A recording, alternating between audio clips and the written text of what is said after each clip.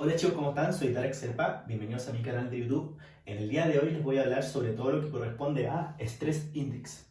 En los videos anteriores en este canal estaba hablando sobre los tipos de bloque en estrategia emergente y ahora voy a hablar sobre la forma en la cual se cuantifica en estrategia emergente, que es el Stress Index.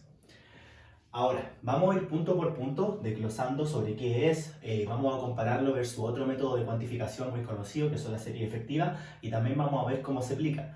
También vamos a ver los puntos mínimos, de dónde partir, los máximos, de dónde partir, todo haciendo referencia a esta forma de cuantificación. El punto, ¿qué es el Stress Index? El Stress Index es la forma donde se cuantifica en estrategia emergente, pero ¿de dónde viene? Su mismo creador, el creador de estrategia emergente, Mike Tuchel, inventó esta forma de cuantificar debido a que las formas que habían de cuantificar en ese tiempo, de cuantificar el volumen, la intensidad y de todo lo que sería lo contable en el entrenamiento, vio que tenía mucha deficiencia y decidió volver a reestructurar la forma en cual se cuenta todo lo que se hace entrenando. Entonces, nace de la idea de cambiar ciertas cosas malas que tenían los otros métodos, como puede ser la serie efectiva, el tonelaje, el volumen, series por rep, etcétera, etcétera, y de mejorarlo. Por eso nace la forma de Stress Index y actualmente es la forma donde se contabiliza y donde nosotros contabilizamos el estrés, el volumen, la intensidad general de cada atleta, que sería la carga interna. Entonces, ya yendo a que quería hacer un cambio según lo que veía deficiente de otros métodos de cuantificación, decidió crear el Stress Index. Pero ahora, ¿qué tiene el Stress Index que no tenga la serie efectiva? Ahora vamos a hacer una tabla y vamos a ir punto por punto para ver cuál es la diferencia. Entonces, comparando el Stress Index, por ejemplo, con las series efectivas de Knuckles, que son muy conocidas, que se usan mucho en el mundo de la hipertrofia, powerlifting, etcétera, etcétera, podemos ver que hay ciertas diferencias. De partida hay que saber que una serie efectiva, las conocidas de Knuckles, una serie efectiva sería lo que se cuenta en el entrenamiento según la serie y según el RIR. Llámese RIR a las repeticiones en recámara que me dejo en solamente una serie.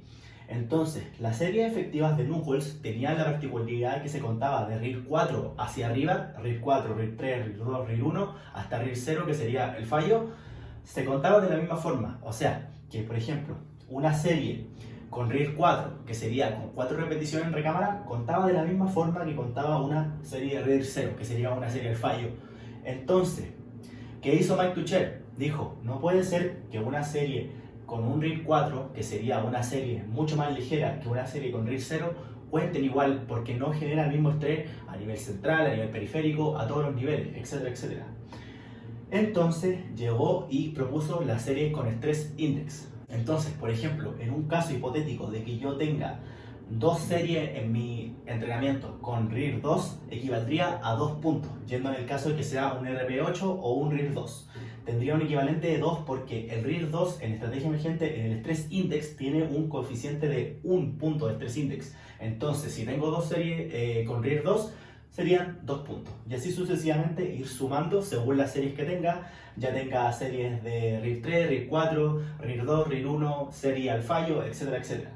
Entonces, cada RIR tiene su punto diferente. Por ejemplo, el RIR 0, que sería una repetición al fallo, sería un RIR, o sea, un Stress Index de un 1.6. Un RIR 1 sería un Stress Index de un 1.2. Un RIR 2 sería un Stress Index de 1, un RIR 3 sería un Stress Index de 0,8 y así sucesivamente. Dicho esto, vamos a colocar un ejemplo práctico para que se entienda. Nosotros en la serie efectiva vamos a hacer 20 series de empuje a RP8. Ahora, eso si lo llevamos al Stress Index serían 20 puntos de Stress Index, pero solamente en empuje. Pero ¿qué pasa si yo en estas mismas series efectivas pongo que no todas las series son RP8 y que hay 10 series RP8 y 10 series RP9? En caso de que sean 10 series RP8 y 10 series RP9 en cuanto a la serie efectiva de un ejercicio de empuje, o solamente contando el volumen y la intensidad y la carga interna de empuje, sería un total de 20 series solamente. No cambia nada el hecho de que sean 10 series RP8 y 10 series 9. Pero ¿qué pasa si lo llevamos al Stress Index? Ya vemos que anteriormente, si solamente en el caso de que hubiésemos hecho 20 series a RP8, daba 20 puntos. Pero ¿qué pasa? Que hicimos 10 series RP8 y 10 series RP9.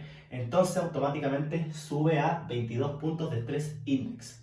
Y así sucesivamente. Si yo toco RP10, va a seguir subiendo la fórmula, pero acá en la serie efectiva se va a seguir manteniendo. ¿Por qué? Porque cada serie efectiva da lo mismo de la intensidad de la cual se esté hablando, siempre va a seguir cuantificando y contándose igual. En cuanto al stress index, se sigue elevando la fórmula y así voy obteniendo más o menos el resultado y la información sobre cuánto estoy haciendo, pero en base a la intensidad. No tiene nada que ver con que una serie sea igual que la otra, porque ya sabemos que no es así. Entonces, vamos a hacer una pregunta. ¿Cuál es mejor, stress index o serie efectiva? Si estás recién comenzando con el mundo del entrenamiento y recién estás empezando a cuantificar tu entrenamiento o realmente no cuantificaba antes, yo te recomiendo que utilices series efectivas porque al final esto se trata de irse conociendo. Pero ¿qué pasa? Si eres un atleta que busca ser competitivo y quiere ser lo más individualizado posible su programa, yo creo que es una mejor opción contemplar toda la fatiga extra que generan las series con mayor RPE, contabilizarlas de una forma diferente. ¿Por qué? Porque si yo solamente me rijo por hacer la serie y contar la serie, voy a estar siempre o muy por debajo o muy por arriba de lo efectivo. Casi siempre es muy por arriba porque la gente suele pasarse mucho, como lo veíamos anteriormente en el primer video que hice sobre los fallos, la gente suele fallar mucho, entonces casi siempre suele hacer mucha carga interna en cuanto a intensidad y en cuanto a volumen.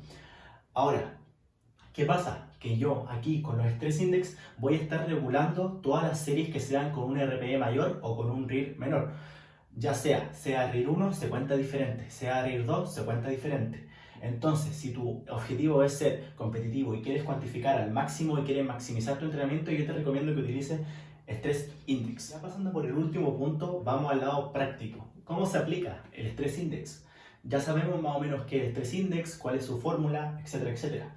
Ahora, ya sabemos que se cuantifica según las series, según sea serie RIR 1, RIR 2, RIR 3, pero ¿cómo se aplica? ¿En qué? En patrón de movimiento, en grupo muscular, etcétera, etcétera. Se puede hacer con las dos. A mí me gusta más hacerlo por patrón de movimiento, ejercicio de empuje, pierna anterior, pierna posterior y también tracciones, ya sea entendemos por ejercicios de empuje, ya sea todo lo que sea más multiarticular, press de banca, press militar con mancuerna, etcétera, etcétera. Y, por ejemplo, en pierna anterior-posterior, en anterior contaríamos la sentadilla high bar o la sentadilla low bar, y en pierna posterior contaríamos todo lo que sea ejercicios de bisagra de cadera, como puede ser un RDL, etcétera, etcétera. En cómo aplicar el Stress Index en ejercicios que son más analíticos y en cuanto a ejercicios que sean más aislantes y no tan multiarticulares, también se puede contar el Stress Index, pero se cuenta de una forma diferente, ya que, por ejemplo, si yo me voy al lado de pierna anterior y estoy contabilizando el estrés que genera, por ejemplo, una sentadilla high bar, no puede ser el mismo estrés que genera una extensión de cuádriceps, porque la extensión de cuádriceps solamente tiene interferencia en ese músculo y la sentadilla high bar tiene más interferencia en todo lo que es la articulación de la rodilla, cuádriceps, glúteo, etcétera, etcétera. Entonces, por eso no se cuenta de la misma forma.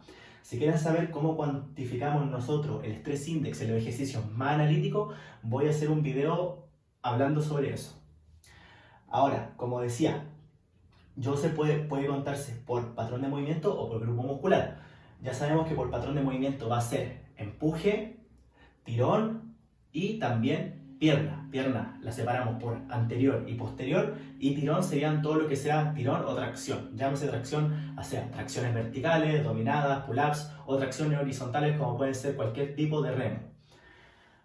Otro punto, también se puede aplicar por grupo muscular, ya sea por cualquier grupo muscular que se esté trabajando, pectoral, hombro, deltoide, tríceps, bíceps, pierna, también se puede contar por ahí, porque ya sabemos que el Stress Index va estrictamente ligada a la repetición en recámara o RP, como lo queramos ver. Otra forma de cómo se aplica es la regla, que a mí me gusta llamarlo como algo que se puede cambiar, como todo en estrategia emergente, que serían los 16 puntos. ¿Por qué 16 puntos? Porque sería lo mínimo, entre comillas, para poder que una persona pueda avanzar. Ahora, siempre se habla de los MAF, de los MEF, de los mínimos volumen recuperables, de los mínimos volumen efectivos, etcétera, etcétera. Acá en estrategia emergente, en cuanto al Stress Index, se habla de los 16 puntos. 16 puntos de Stress Index solamente en un patrón de movimiento. Puede ser en empuje, mínimo en empuje 16. En tracción, mínimo 16. Pero por eso le colgamos aquí esta flecha, que indica que esto puede subir o bajar, depende del individuo. Ya sabemos que se trata de individualizar radicalmente. ¿Por qué? Porque puede haber gente que quizás por las condiciones en las que está no tolere 16 puntos por otra forma. Entonces, en ese caso de ser 16, se podría perfectamente bajar. Y en el caso de que 16 puntos sea muy poca para una persona, se podría subir. Esto no depende mucho de la categoría de peso o de si la persona pesa mucho o pesa muy poco, si es muy grande, porque ya sabemos que esto se trata de individualizar. Y como se trata de individualizar, yo puedo tener una persona que sea de una categoría de peso muy alta, que también con 16 puntos le basti de sobre, o quizá menos que 16 puntos, o quizá mucho más. Pero hay que entrar a ver cómo responde la persona. Por eso existen los tipos de bloques, donde yo también, en los bloques exploratorios, como mencionaba en el anterior video, también voy a tratar de averiguar en qué estrés index me puedo manejar y puedo avanzar sin ningún problema. Entonces, tratar de averiguar y encontrar con cuántos puntos de estrés index puedo avanzar. Por ejemplo, lo vamos a llevar a mi caso personal. Yo casi siempre me manejo entre 16 y 18 puntos en patrones. Los contamos por patrones. Casi siempre he andado bien con esos 18 puntos, 16 puntos, tanto en ejercicios de tracción, en empuje y también en movimientos de pierna anterior y posterior. Pero, por ejemplo, en un futuro no descartamos con mi entrenador o con la persona que le esté llevando, tampoco tienen que descartar el hecho de quizás subir hacia un poco más de estrés index o bajar un poco más de estrés index. Siempre hay que ir explorando y viendo cosas nuevas. Otra forma de ocupar el estrés index también, que es una forma que no está estrictamente en los estándares de estrategia emergentes, pero también hay gente que te la utiliza y me gusta bastante y la quiero nombrar, que es contar el estrés index según el movimiento. ¿Por qué? Porque los movimientos de competición, como ya sabemos, son muy multiarticulares. Por ejemplo, una sentadilla low bar ocupa mucho y demanda mucho a nivel de cadena anterior y de cadena posterior. Entonces, en ese caso, se estaría contando igual que, por ejemplo, un movimiento de sentadilla que no sea tan demandante a niveles de espalda, cadena posterior, como podría ser una sentadilla goblet con la mancuerna hacia adelante, con el peso hacia anterior. Estaría contando de la misma forma que una low bar por esta regla. Pero hay gente que lo cuenta diferente, que por ejemplo el estrés que genera una low bar no es el mismo estrés que genera ese tipo de sentadillas con mancuerna hacia adelante y lo cuenta diferente. Obviamente el de la low bar valdría mucho más y el de la sentadilla con la mancuerna valdría mucho menos, pero ahí ya sería individualizar muy al fondo y esto no está realmente en estrategia emergentes, pero hay gente que sí lo utiliza y también es una muy buena herramienta si se quiere individualizar mucho más aún. Espero que les haya gustado el video. Si les gustó, déjenmelo saber en los comentarios, compártanlo, suscríbanse, coméntenlo y nos vemos en la próxima.